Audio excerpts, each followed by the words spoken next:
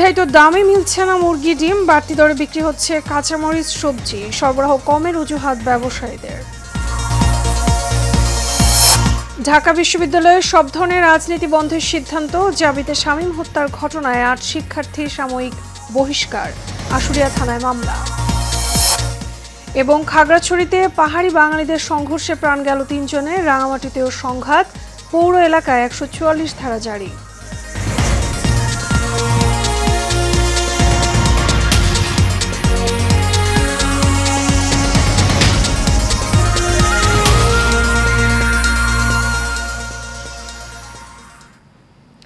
স্বাগত এশিয়া নিউজে, আপনাদের সঙ্গে আছি আমি মিতা মৌসুমী। শুনছিলেন বিআরবি কেবল ইন্ডাস্ট্রিজ লিমিটেড সংবাদ শিরোনাম। এবারে চলে যাব বিস্তারিত সংবাদে। বাজার নিয়ন্ত্রণে সরকারের বেঁধে দেওয়া দামে বিক্রি হচ্ছে না মুরগি ও ডিম, নানা অজুহাতে দাম বাড়িয়ে বিক্রি করছেন বিক্রেতারা। পণ্যের সরবরাহ কিংবা আমদানি না বাড়ালে দাম বেঁধে দিয়ে লাভ হবে না বলে দাবি ব্যবসায়ীদের। একই সাথে অন্যান্য পণ্য বিক্রি হচ্ছে বাড়তি দামেই, তবে বেড়েছে কাঁচা সবজির দাম। আমাদের রিপোর্টে বিস্তারিত। বাজার নিয়ন্ত্রণ করতে সরকারের নেওয়া পদক্ষেপের সুফল পাচ্ছে না গ্রাহকরা। খুচরা পর্যায়ে প্রতি কেজি ব্রয়লার মুরগি সর্বোচ্চ ১৮০ টাকা নির্ধারণ করা হলেও তা বিক্রি হচ্ছে ১৮৫ থেকে ১৯০ টাকায়। এছাড়া প্রতি ডজন ডিমের সর্বোচ্চ দাম ১৪২ টাকা ৪৪ পয়সা হওয়ার কথা হলেও বাজারে তা বিক্রি হচ্ছে ডজন প্রতি ১৫৫ টাকায়। বিক্রেতারা বলছেন, পাইকারি পর্যায়ে বাজার নিয়ন্ত্রণ করতে না পারলে খুচরা পর্যায়ে দাম নির্ধারণ করে বাজার নিয়ন্ত্রণ সম্ভব নয়। সরকারের দাম নির্ধারণ করছে ঠিক আছে, আমরাও মানি, কিন্তু সরকার নির্ধারণ যে দামটা করছে এই দামটা তোর কার্যকর হইতেছে না। যে আপনি চেয়ারে বইয়ে থেকে কইবেন যে এই দামে ডিম বেশ, ওইটা তোর হবে না। আপনি দেখেন যদি আমার দেশ মাল না থাকে অন্য দেশ থেকে আনান, পরে দেখেন যে আমরা এই দামে বেশি কিনা, কিন্তু প্রত্যেকটা কাস্টমারে কইতেছে তোমরা দাম বেশি বেশো, তোমরা দাম। আমরা তো বেশি বেশি না, আমরা কিন্তু ওই বেশি এ কারণে বেশি ব্যস্ত হইতেছে। এখন ৫ টাকা না চাইলে কাস্টমার ৫ টাকা দেয় না, ওই ৮০ টাকাই লাস্ট করে।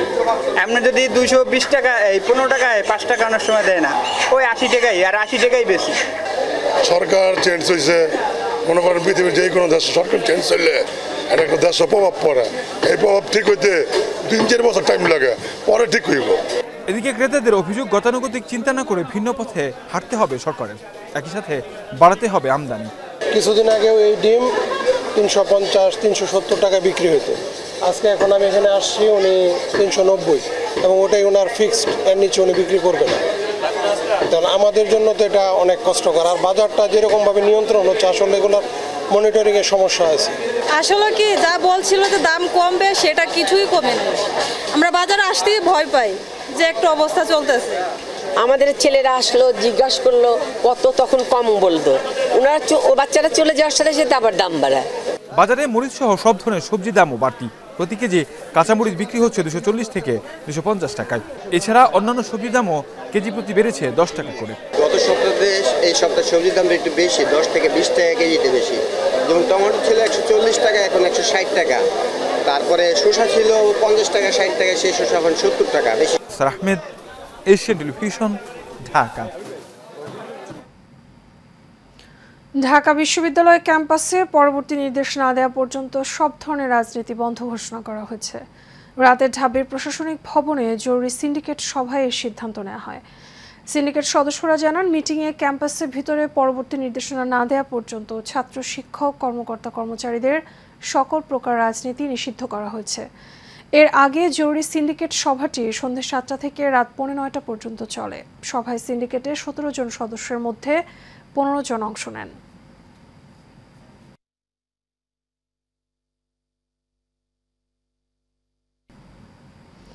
এদিকে জাহাঙ্গীরনগর বিশ্ববিদ্যালয় ছাত্রলীগের সাবেক সাংগঠনিক সম্পাদক শামীম আহমেদ ওরফে শামীম মোল্লা হত্যার ঘটনায় মামলা করেছে বিশ্ববিদ্যালয় প্রশাসন। ভোরে আশুলিয়া থানায় মামলাটি নথিভুক্ত হয়। বিষয়টি নিশ্চিত করেছেন আশুলিয়া থানার ওসি। এর আগে বিশ্ববিদ্যালয়ের ডেপুটি রেজিস্ট্রার সুদীপ্ত শাহীন এ বিষয়ে থানায় অভিযোগ দায়ের করেন। সেখানে অব্যাহতি পাওয়া সমন্বয়ক লাবিব সহ সদ্য সাময়িক বহিষ্কার হওয়া ৮ শিক্ষার্থীর নাম উল্লেখ এবং অজ্ঞাতনামা ২০ থেকে ২৫ জনকে আসামি করা হয়েছে। এর আগে গত বুধবার সন্ধ্যায় শামীমকে বিশ্ববিদ্যালয়ের প্রান্তিক গেটে দেখতে পেয়ে মারধর করে কয়েকজন শিক্ষার্থী। পরে সাভার গণস্বাস্থ্য হাসপাতালে নেওয়া হলে চিকিৎসাধীন অবস্থায় মারা যান তিনি। দর্শক, এ বিষয়ে আরো খবর নিয়ে জাহাঙ্গীরনগর বিশ্ববিদ্যালয় থেকে সরাসরি যুক্ত হচ্ছেন আমাদের সহকর্মী দেওয়ান ইমন। ইমন, জাহাঙ্গীরনগরের বর্তমান পরিস্থিতি কি? যে আমি এই মুহূর্তে রয়েছি বর্তমানে যিনি উপাচার্য রয়েছেন তার যে বাসভবন রয়েছে ঠিক এর পেছনেই। তার কিছুক্ষণ আগে জাহাঙ্গীরনগর বিশ্ববিদ্যালয়ের যে শহীদ মিনারটি রয়েছে সেখান থেকে ছাত্ররা তারা একটি জাহাঙ্গীরনগর বিশ্ববিদ্যালয়ের ডান বাম সহ অন্যান্য যে সমস্ত রাজনীতি আছে সেই রাজনীতি নিষিদ্ধের দাবিতে কিন্তু তারা বিক্ষোভ মিছিল করে এবং বিক্ষোভ মিছিল থেকে শিক্ষার্থীরা, সাধারণ যে শিক্ষার্থী রয়েছে ক্যাম্পাসে, তারা দাবি তুলেছেন যে কোনো শিক্ষার্থী ছাড়া ক্যাম্পাসে কোনো ধরনের রাজনীতি চলবে না। ঘটনাগুলো ঘটছে একের পর এক, সেই সমস্ত ঘটনার মূল উৎপত্তি তারা দাবি করছেন যে রাজনীতি, তাই রাজনীতিকে নিষিদ্ধ করার দাবিতে আজকে তারা বিক্ষোভ মিছিল করেছেন এবং বিক্ষোভ মিছিলটি নিয়ে সরাসরি তারা এসেছেন উপাচার্যের বাসভবনে এবং তারা আমার পিছনে দেখতে পাচ্ছেন যে সেখানে তারা উপাচার্যের সাথে কথা। এর আগে যদি একটু আপনাকে বলি যে সাবেক ছাত্রলীগ নেতা এবং শিক্ষার্থী শামীমকে পিটিয়ে হত্যার ঘটনায় কিন্তু 8 জনকে বহিষ্কার করেছে বিশ্ববিদ্যালয় কর্তৃপক্ষ। এই 8 জনকে আমরা যতটুকু জানতে পেরেছি যে তারা একটি রাজনৈতিক দলের সদস্য, সেটি তারা ছাত্র দলের সদস্য বলে আমরা কিন্তু জানতে পেরেছি। এই ঘটনার পর থেকে কিন্তু ফুঁসে উঠেছে বিশ্ববিদ্যালয়ের সাধারণ শিক্ষার্থীরা এবং তারই প্রতিবাদে আজকে বিকেল 3টা থেকে তারা বিশ্ববিদ্যালয়ের যেই শহীদ মিনারটি রয়েছিল সেখান থেকে তারা বিক্ষোভ মিছিলটি বের করে এবং তারা যতক্ষণ পর্যন্ত বিশ্ববিদ্যালয়ের রাজনৈতিক পরিস্থিতি বজায় থাকবে বা রাজনীতিকে নিষিদ্ধ না করা হবে ততক্ষণ পর্যন্ত তারা তাদের এই কর্মসূচি অব্যাহত রাখবে বলে তারা জানিয়েছেন। তো এই ছিল আমার কাছে জাহাঙ্গীরনগর বিশ্ববিদ্যালয় থেকে সর্বশেষ।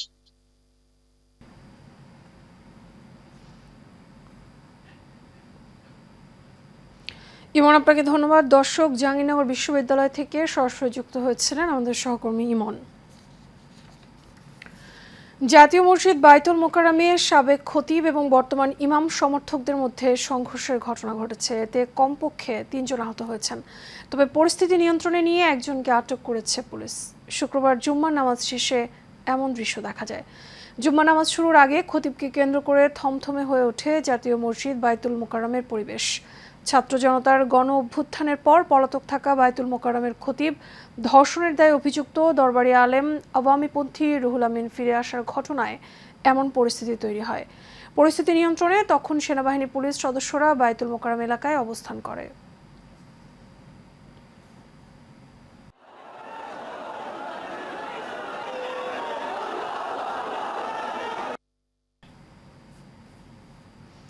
অবশেষে সাপ্তাহিক ছুটির দিনেও স্বস্তির মেট্রো রেল সেবা পাচ্ছেন রাজধানীবাসী। ফলে প্রথমবারের মতো শুক্রবার চলবে মেট্রো। এতে করে এখন থেকে 7 দিনই দ্রুতগতির এই গণপরিবহনটি সেবা পাবেন যাত্রীরা। বুধবার ডিএমটিসিএল এর কোম্পানি সচিব খন্দকার এহেতে শামুল কবির স্বাক্ষরিত এক অফিস আদেশে বিষয়টি জানানো হয়েছে। আদেশে বলা হয়, মেট্রো রেল সাপ্তাহিক ছুটির দিন শুক্রবারেও চলবে, তবে এক্ষেত্রে শুক্রবার মেট্রো রেল চলবে দুপুর থেকে। ফলে আজ থেকে প্রতি শুক্রবার উত্তরা থেকে মতিঝিল পর্যন্ত বিকেল 3:30 থেকে রাত 9টা পর্যন্ত এবং মতিঝিল থেকে উত্তরা পর্যন্ত বিকেল 3:50 থেকে রাত 9:40 পর্যন্ত। এক্ষেত্রে 2 ট্রেনের মধ্যবর্তী সময় 10 মিনিট, 8 মিনিট এবং 12 মিনিট থাকবে সময় অনুযায়ী। এদিকে আজ থেকে চালু হচ্ছে কাজীপাড়া স্টেশন।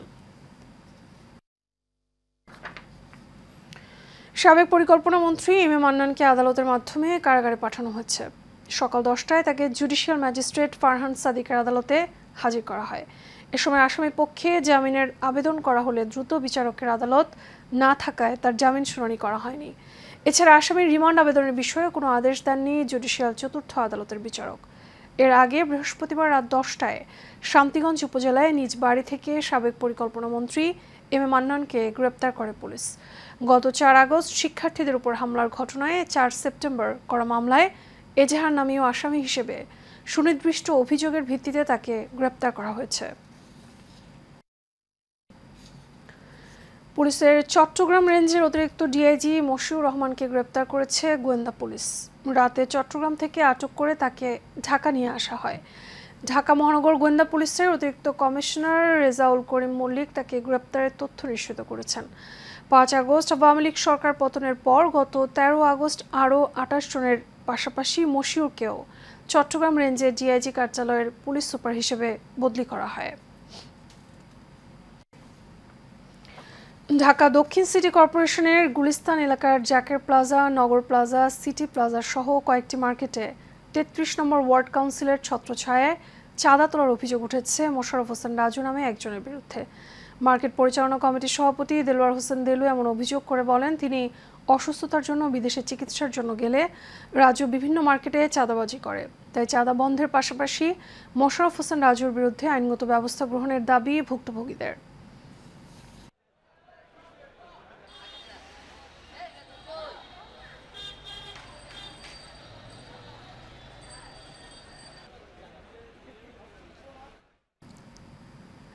সাতক্ষীরায় বেতনা নদীর ভাঙন কবলিত বেড়ি বাঁধ মেরামত করা সম্ভব না হয় ভাঙন পয়েন্ট দিয়ে পানি ঢোকা অব্যাহত রয়েছে। সাতক্ষীরা সদর এবং তালা উপজেলার ৩টি ইউনিয়নের প্রায় ৪০টির অধিক গ্রাম প্লাবিত হয়েছে।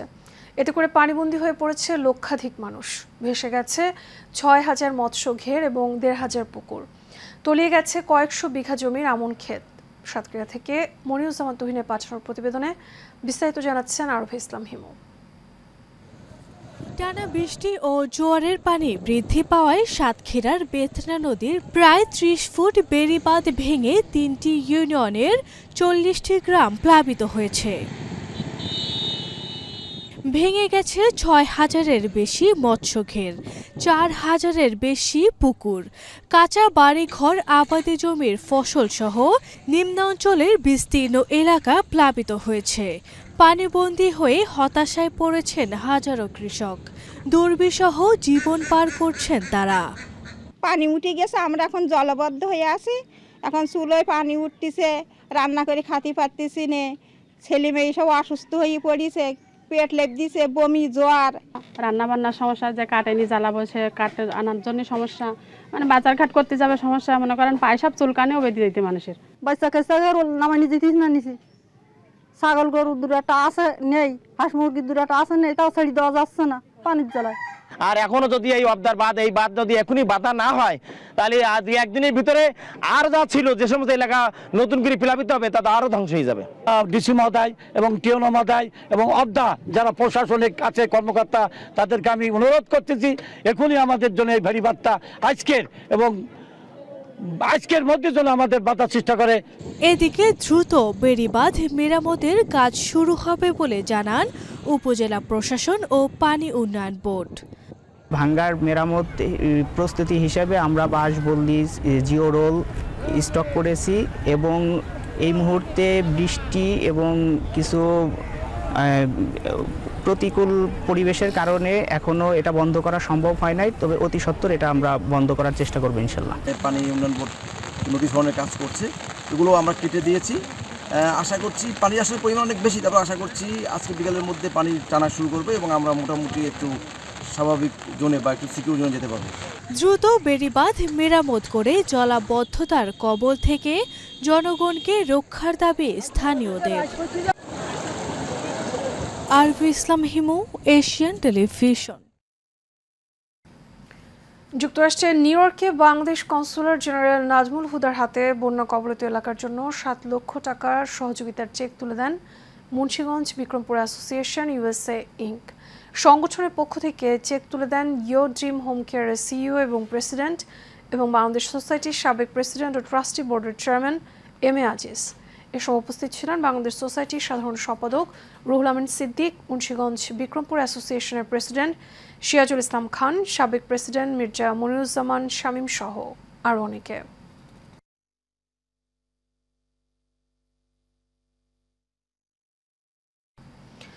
যুক্তরাষ্ট্রের জ্যাকসন হাইটস নবান্ন পার্টি হলে পালিত হলো পবিত্র জাশনে জুলুসে ঈদে মিলাদুন্নবী।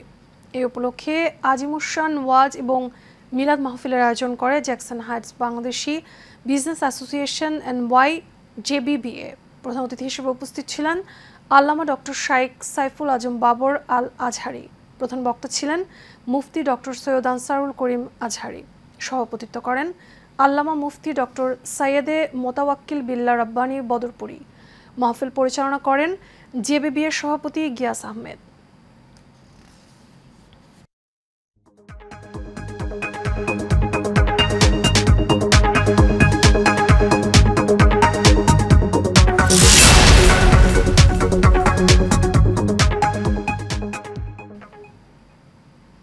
এক্সিম ব্যাংক বাণিজ্য সংবাদ। বগুড়ার শিবগঞ্জে শুরু হয়েছে শীতকালীন নানা সবজি চাষ। সকাল থেকে সবজির চারা পরিচর্যা আর রোপণে ব্যস্ত সময় পার করছেন কৃষকরা। এর মধ্যেই শীতের আগাম সবজি, ফুলকপি, মূল বাজারে উঠতে শুরু করেছে। বগুড়া থেকে সাজুমিরা পাঠাও তথ্যচিত্রে বিস্তারিত জানাচ্ছেন এইচএমএতো। কেউ কেউ জমিতে চারা তুলছেন, আবার কারো কারো ব্যস্ততা জমি তৈরি কিংবা চারা রোপণে। শীতকালীন সবজি চাষে এমন কর্মযজ্ঞ চলছে বগুড়ার শিবগঞ্জে। কৃষকেরা বলছেন, প্রতি বিঘা জমিতে ফুলকপির চাষে খরচ হয় 20,000 টাকা। ফল ভালো হলে প্রায় 1,00,000 টাকা বিক্রি হয়। এরই মধ্যে শীতের আগাম সবজিতে ভরে উঠেছে কৃষকের মাঠ। এই বীজতলা তৈরি করতে আমার 5-7 দিন সময় লাগছে। এখানে সব প্রকারের সার, জৈব সার দিয়ে আমি এই বীজতলাটা রেডি করে তারপরে আজকে বীজ ফলাচ্ছি। প্রাকৃতিক দুর্যোগে ক্ষতি হয়ে গেলে বেশি, উৎপাদন কম, দামটা মূল্যটা বেশি পাওয়া যায়। ভাদরের শেষের থেকে শুরু হয়, আশ্বিন মাসে পুরো সিজন, তারপরে কাতি অঘ্রাণ মাসে এই কপি কাটা পড়ে। মেলা খরচা হয়, 20,000 টাকা পার পড়ে। গোবর, সার, তারপরে আপনি হলো কিষেন, ছেঁচা। এদিকে শীতকালীন সবজি চাষে কৃষকদের নানা পরামর্শ দেওয়ার কথা বলছে স্থানীয় কৃষি বিভাগ। 25 থেকে 26টা আইটেমের সবজি এখানে লক্ষ্যমাত্রা আছে। এখন আমাদের আগাম যে ফুলকপি এগুলো লাগানো হচ্ছে, এখানে প্রায় আগাম ফুলকপি 100 হেক্টরের মতো হয়। আমাদের চারা রোপণ হয়েছে, বীজতলায় কিছু আছে, এসব দিয়ে আশা করতেছে আমাদের 50 হেক্টরের মতো হয়েছে, আরও হয়তো 50 হেক্টর হবে। শিবগঞ্জে এবছর 2600 হেক্টর জমিতে শীতকালীন বিভিন্ন সবজি চাষের লক্ষ্যমাত্রা নির্ধারণ করা হয়েছে। এইচএমএতো, এশিয়ান টেলিভিশন। এর সাথে শেষ করবো এশিয়ান নিউজ। তার আগে বিআরবি কেবল ইন্ডাস্ট্রিজ লিমিটেড সংবাদ শিরোনামগুলো জানাবো আরও একবার।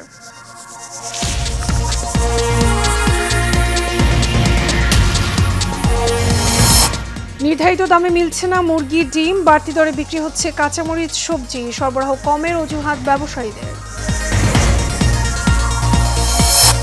ঢাকা বিশ্ববিদ্যালয়ের সব ধরনের রাজনীতি বন্ধের সিদ্ধান্ত। জাবিতে শামীম হত্যার ঘটনায় 8 শিক্ষার্থী সাময়িক বহিষ্কার। আশুলিয়া থানায় মামলা। এবং খাগড়াছড়িতে পাহাড়ি বাঙালিদের সংঘর্ষে প্রাণ গেল 3 জনের। রাঙামাটিতেও সংঘাত, পৌর এলাকায় 144 ধারা জারি।